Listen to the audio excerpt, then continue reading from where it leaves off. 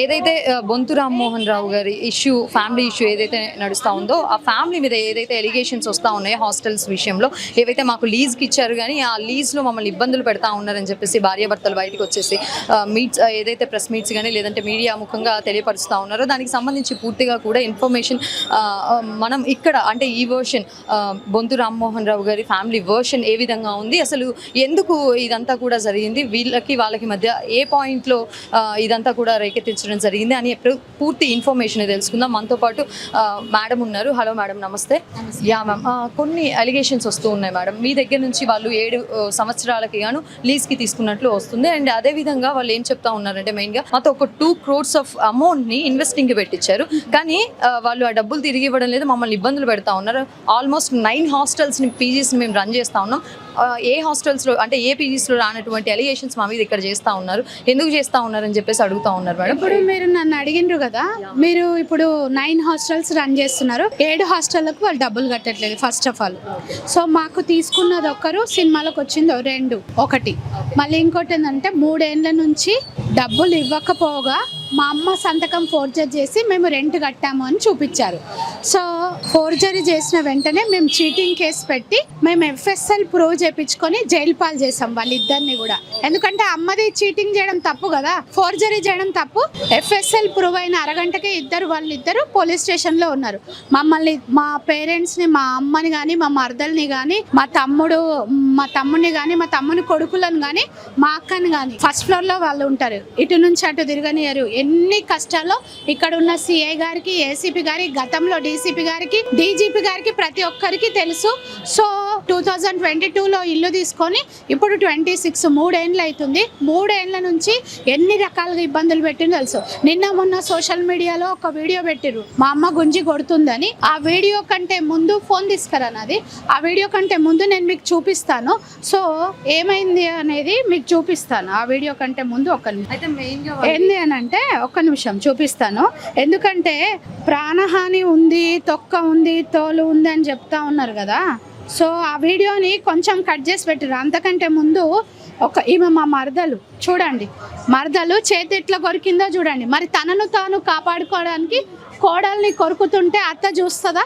చూడండి ఎట్లా కొరికింది. అది కుక్క కంటే హీనంగా కొరికితే మేము చూసుకుంటూ చచ్చిపోవాలా వాళ్ళ చేతులలో? సో మీడియా చూడండి ఎట్లా కొడుతుంది. సో వాళ్ళు రౌడీల్లాగా బిహేవ్ చేస్తున్నారు, మేము కాదు రౌడీల్లాగా బిహేవ్ చేస్తున్నది. సో ఇక్కడ ఉన్న 7 హాస్టల్ వాళ్ళు కూడా నేను వాళ్ళ నంబర్స్ ఇస్తాను, మీరు వెళ్ళండి. ఆ 7 హాస్టల్ అమీర్పేట్ కానివ్వండి, ఎల్లారెడ్డిగూడలో 2 హాస్టల్స్ రన్ చేస్తారు, మధురానగర్లో 2, మాదాపూర్లో 2. సో వాళ్ళ మీద అన్ని కూడా ఇవే కోర్టుకి కేసులు అయ్యా, పైసలు ఇవ్వకపోవా. సో అదే ఇంకొకటి ఏంటంటే మైనర్ బాలికను రేప్ చేసిండు వాళ్ళ అబ్బాయి. సో అది కూడా పంజగుట్ట పిఎస్ లో ఉంది, మధురానగర్ పిఎస్ లో కూడా ఒక కేసు ఉంది. ఇప్పుడు లేటెస్ట్ మాకు కరీంనగర్ నుంచి ఒక ఫోన్ వచ్చింది, వాళ్ళ బాబు ఒక అమ్మాయిని మాదాపూర్ హాస్టల్లో ప్రెగ్నెంట్ చేస్తే వాళ్ళు కేసు పెడితే వెంటనే వాళ్ళ లాయర్ తోటి కాంప్రమైజ్ చేయించారు. సో అది కూడా మీకు ఇస్తాను. సో ప్రతిదీ వాళ్ళు దౌర్జన్యమే. ఇక్కడ స్థానిక కార్పొరేటర్ కూడా చెప్పి నచ్చజెప్దాం అనుకుంది. సో 3 ఏళ్ల నుంచి 2 కోట్ల రూపాయలు మేము తీసుకుంటే మరి 3 ఏళ్ల నుంచి నువ్వు ఎందుకు సపోర్ట్ చేయలేకుంటున్నావు? ఒక పెద్ద మనిషి ఉండాలి, నీకు ఒక పెద్ద మనుషుల మధ్యలో ఇస్తారు 2 కోట్లు, 2 రూపాయలు కాదు 20,000 కాదు. పెద్ద మనుషులు లేరు, ఒక చెక్ లేదు, ఒక ప్రామిసరీ నోట్ లేదు, ఒక ఏం లేని ఉట్టిగా బురద జల్లాలంటే అది కరెక్ట్ కాదు. ఇంకోటి వాళ్ళు ఏ విధంగా బురద జల్లుతున్నారో మా దగ్గర అన్ని కాల్ రికార్డ్స్ మేము డీసీపీకి సబ్మిట్ చేసినాం. మొగుడు పిల్లలు హాస్టల్ వార్డెన్ ఆడిన నాటకం కూడా ఇప్పుడే మేము పైనుంచి తీపిచ్చి సో అది కూడా ప్రజెంట్ చేసినాం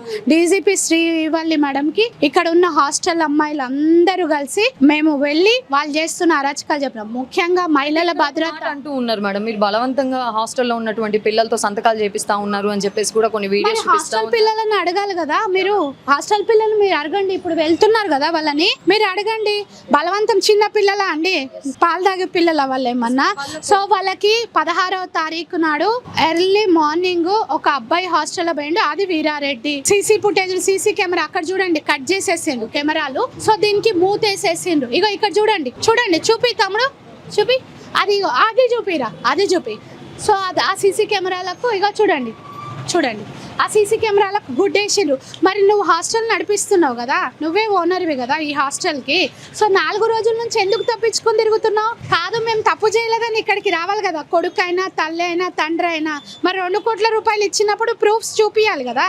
సో ఎందుకు బయట తిరుగుతున్నారు? ఇంకొకటి ఏంటంటే మీరు మీ వైపు నుంచి వచ్చినటువంటి వర్షన్ ఏంటంటే వీళ్ళు అమౌంట్ పే చేస్తలేదు పర్ మంత్, అంటే ప్రతి మంత్ కూడా అని చెప్పేసి కూడా వచ్చింది. సో దానికి సంబంధించి వాళ్ళు ఏం చెప్తా ఉన్నారంటే వాళ్ళ దగ్గర మీ మదర్కి ట్రాన్సాక్షన్ చేసినటువంటి డీటెయిల్స్ చూపిస్తా ఉన్నారు.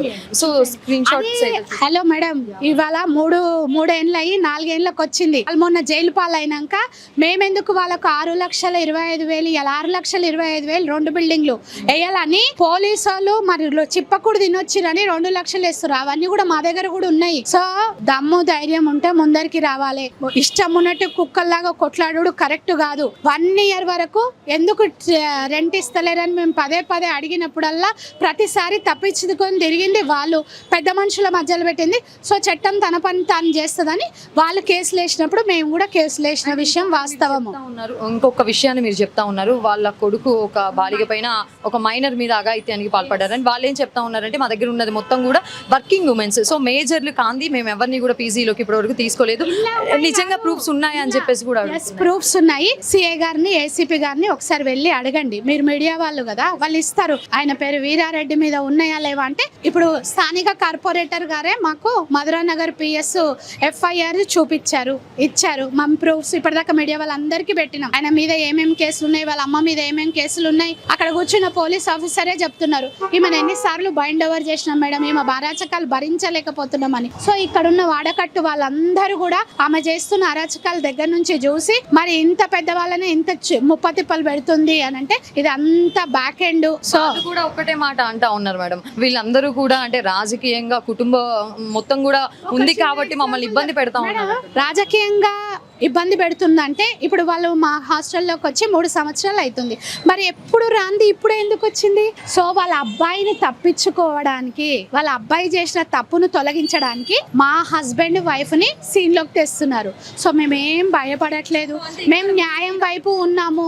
సో మా దగ్గర ప్రతి ఎవిడెన్స్ ఉంది. మాకు రెంట్ ఇవ్వట్లేరు, మా అమ్మ వాళ్ళని ఎంత సతాయించిండ్రో పంజగుట్ట పోలీస్ స్టేషన్లో అంతా ఉంది. సో వాళ్ళు FSL ప్రూవ్ అయిన వరకు ఇప్పటి వరకు హాస్టల్లో కాల్ కూడా పెట్టలేదు. మీకు తెలుసా తెలియదు. వాళ్ళ కొడుకుని తప్పించడానికి మిమ్మల్ని సీన్ లోకి తీసుకురావాలని చెప్పేసి అనుకుంటున్నాను అని చెప్పేసి మీరు ఏదైతే చెప్పారో, అంటే వాళ్ళ కొడుకు ఏదైనా తప్పు చేస్తే ఆ తప్పుని కప్పిపుచ్చడానికి మిమ్మల్ని రిక్వెస్ట్ చేయడం కానీ అట్లాంటివి ఏమైనా చేశారా మీ వైపు నుంచి? వాళ్ళకి మాటలే లేవండి, రిక్వెస్ట్ ఎక్కడ. వాళ్ళు పోలీసు వాళ్ళు వచ్చి 100 డయల్ చేసిరు. పిల్లలే న్యాయం కావాలని కోరుకురు. సీసీ కెమెరాలకు బట్టలేసి ఎదురు తిరిగేసరికి వాళ్ళకు తప్పు, వాళ్ళు ఇరిగిపోయినరు. వాళ్ళ పోలీసు వాళ్ళ దగ్గర కూడా వీళ్ళే చేసిండ్రని ఫింగర్ ప్రింట్స్ తోటి సహా తీసుకున్నారు. సో ఖచ్చితంగా శిక్ష అనుభవించాల్సిందే. ఇజ్జత్ పోతుంది, మానం పోయింది ఆల్రెడీ. మరి హాస్టల్ అసోసియేషన్ వాళ్ళందరూ ఉన్నారు కదా, ఇప్పుడు మొన్ననే కొత్త అయిన భాస్కర్ గారు అయినరు, మరి అదే విధంగా రాజశేఖర్ గారు ఉన్నారు. వాళ్ళు కూడా నిన్న అందరు వచ్చి స్థానిక కార్పొరేటర్ మేమందరం కూర్చున్నాం, ఇక్కడ మా దగ్గరనే కూర్చున్నాం, ఇక్కడ ఆఫీస్లో కూర్చుంటే వాళ్ళు కూడా అంటున్నారు. సో వాళ్ళు ముఖ్యమంత్రి దగ్గర పోయి డ్రామాలు చేసి ఏడుస్తుండి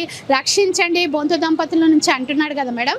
మేము అసోసియేషన్ మొత్తానికి వాళ్ళు మీలాంటి వాళ్ళని ఇట్లా 7 హాస్టళ్ళని ఇబ్బంది పెడుతున్నారో ఇట్లాంటి వాళ్ళ వల్ల మాకు బిజినెస్ లాస్ అవుతుంది. సో మేము వాళ్ళు చేస్తున్న అగత్యాలు డైరెక్ట్ సీఎం గారికి మేమే చెప్తాము, మమ్మల్ని సీఎం గారి దగ్గరికి తీసుకుపోండి, ఈ దంపతులను హైదరాబాద్ నుంచి వెలివేద్దామంటున్నారు. హాస్టల్ అసోసియేషన్ మొత్తము ఇప్పుడు ఈ బిల్డింగ్ కాకినాడ శ్రీను గారు వచ్చారు, రాజశేఖర్ గారు వచ్చారు, భాస్కర్ గారు వచ్చారు, మిగతా హాస్టల్ నడిపే వాళ్ళందరూ కూడా వచ్చారు. సో వాళ్ళందరూ ఏమంటున్నారంటే వీళ్ళిద్దరిని సాంఘిక బహిష్కరణ చేయాలి, లేకపోతే మేము బతకలేము, మాకు కూడా నమ్మే పరిస్థితిలో లేరు, కాబట్టి ఖచ్చితంగా వీళ్ళని బహిష్కరించాలంటున్నారు. సో మేము ఇవన్నీ ఎవిడెన్స్ ఇప్పుడు నిన్న మొన్న ఒక అంశం మాత్రం మాట్లాడుతూ ఉన్నారు మేడం, ఏంటంటే ఇప్పుడు వాళ్ళ కొడుకు ఏదైతే తప్పు చేశారు అని చెప్పేసి మీరు అంటా ఉన్నారు, అది తీసి ఒక వైపున పెడితే వాళ్ళ అమ్మాయిల పైన కూడా మీరు MBBS చదివే అమ్మాయి పైన కూడా కేసు ఫైల్ చేయాలి అని చెప్పేసి IASకో ఏమో ప్రిపేర్ అవుతున్నారట గ్రూప్స్కి. వాళ్ళ మీద కూడా చెన్నైలో ఆమె ఇన్స్టిట్యూషన్లో కోచింగ్ తీసుకుంటా ఉన్నారట. ఆ అమ్మాయి మీద కూడా మీరు కేసు ఫైల్ చేసి ఆమె జీవితం ఖరాబ్ చేయడానికి చూస్తూ ఉన్నారని చెప్పేసి అని అంటా ఉన్నారు. ఎవరు ఆమె పేరేంటి? అంటే వీళ్ళ కూతురు చెన్నైలో కోచింగ్ తీసుకుంటున్నారు. మీరు వినాలి కానీ మరి ఇంత మాత్రం వాళ్ళ బిడ్డ తెలియదు, వాళ్ళ చుట్టం తెలియదు, ఇల్లున్న IAS ఆఫీసర్ తెలియదు. ఆమె IAS ఆఫీసరా? చెన్నై బిడ్డనా? ఒక్క నిమిషం ఆగు, ఇది చూపిస్తా. ప్రిపేర్ అదే గ్రూప్స్కి ప్రిపేర్ అయ్యే వాళ్ళు ఎట్లుంటారో నీకు ఇప్పుడే చూపిస్తా, ఆగరాదు. నువ్వు ఎందుకు తొందరపడుతున్నావు చెల్లె, ఆగు. ఇగో ఈమెనా గ్రూప్స్కి ప్రిపేర్, దగ్గర నుంచి తీసుకో.